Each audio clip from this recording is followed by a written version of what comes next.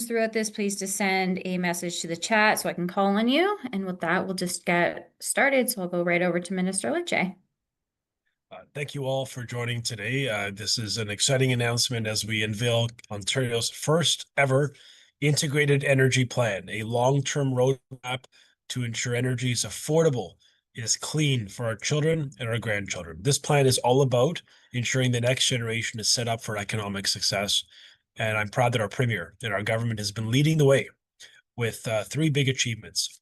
A national energy corridor that's going to help us move energy and commodities east and west to build one strong united Canada.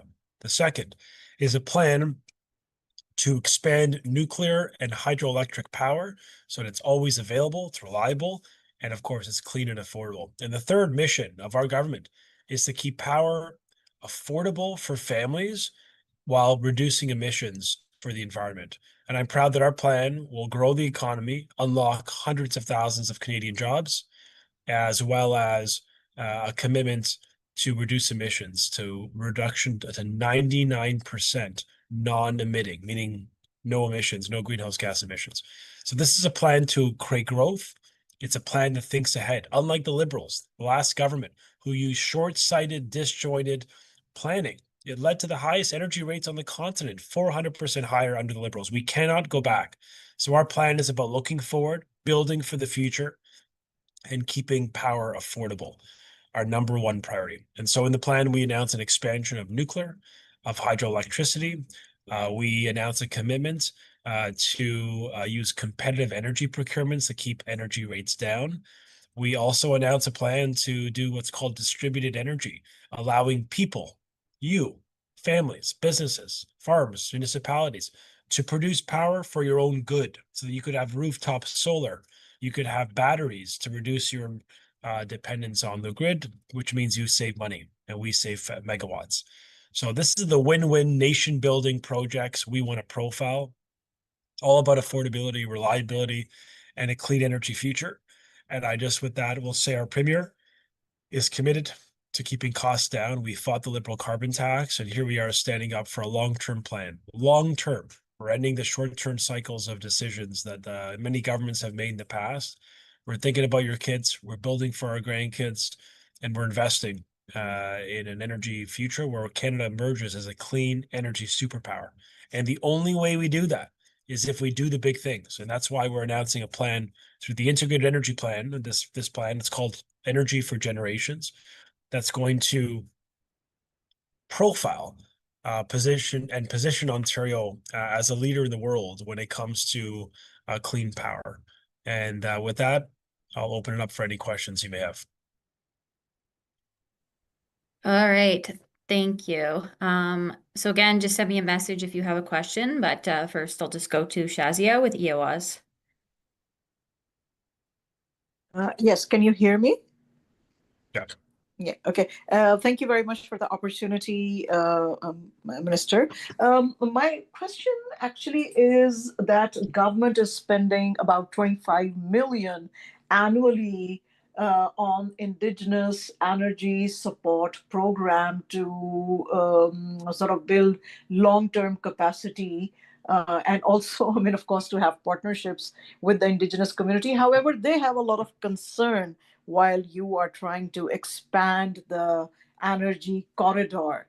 So have talks been initiated or talks have settled with them, or what is being done? What are the next steps? What your government calls generational steps. So what are those generational steps which have been taken, which might grow not only the economy at large in Ontario, but help them as well and help our industries and all. So the plan is all about ensuring that we have affordable power for the next 25 years, because for too long in this province, politicians were making decisions on short-term political electoral cycles, disjointed, disconnected from reality, not focused on affordability. So we put out a 25-year roadmap to ensure our power is affordable, which means everyone, Indigenous, communities in the north, remote, rural, urban, all of us in the 905, it doesn't matter where you live, you're going to benefit from this plan. It's about affordable energy, which is why we're expanding nuclear and hydroelectric. It's about reliable power, which is why we're putting an emphasis on battery storage to make sure we could harness renewable power for good. And this plan ultimately is about building faster. And so we're going to do it in partnership. But we also know if we want to do the big nation building things, we've got to do them together. And so we look forward to working with all governments, all communities to build a Canada strong, Canada that is economically self-reliant of America. And it starts today with Ontario's first integrated energy plan that thinks about the future, builds for our kids, and puts a generational lens on energy planning that no government in this country has ever done. Well, thank you. Thanks. Okay, thank you. Next, I will go to Alan with Fairchild.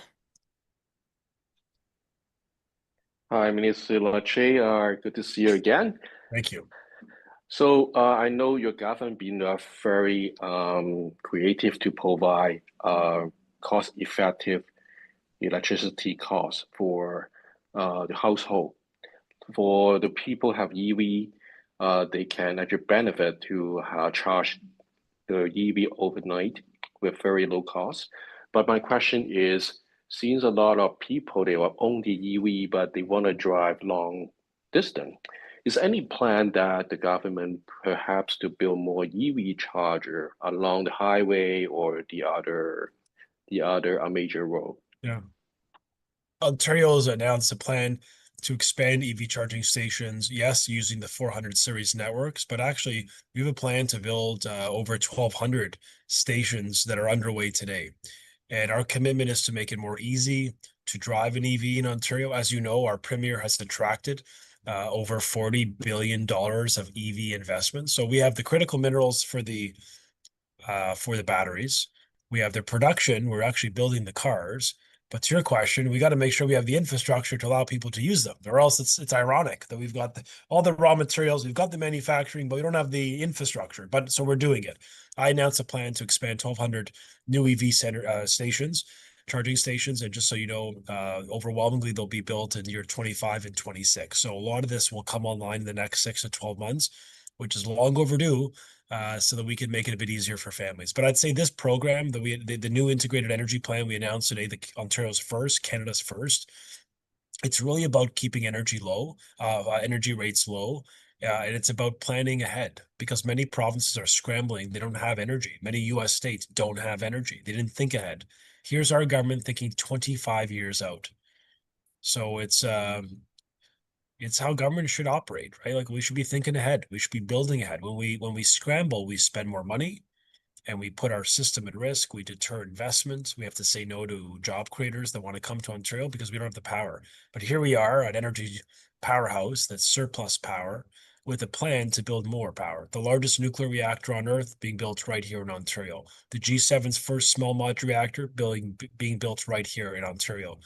The first hydroelectric investment net new in over a decade right here in Northern Ontario. And the largest competitive energy procurements ever in the history of Ontario and Canada, 7,500 megawatts. That's like two, Darlington nuclear plants of power being led right here in Ontario. So we're really leading Canada. We're leading the world. The world is turning to us, and we're proud of that legacy. But we know there's with the amount of growth and population increase and obviously electrification of industry, we've got a lot of work to do, which is why we've put out a 25-year roadmap to keep our economy, to make sure Ontario's economy is the strongest in the G7. Thank you, Minister. Thank you. Okay, next I'm going to go to Khaled Salama with My Second Home.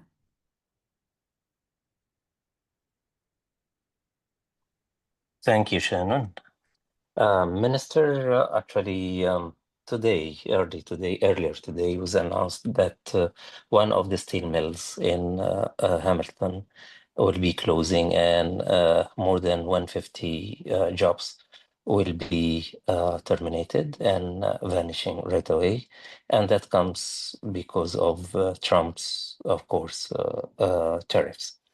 Before you and Premier Ford decided that you would be using the power and energy as, I'm not saying a weapon, but as a tool. And what do you think you are going to do right now, especially there is no more talk about this aspect? I think these tariffs by President Trump are obviously unjustified and illegal, and it's why our premier and government is fighting back, really laser focused on getting the U.S. to lift these tariffs. Because to your point, there are real impacts.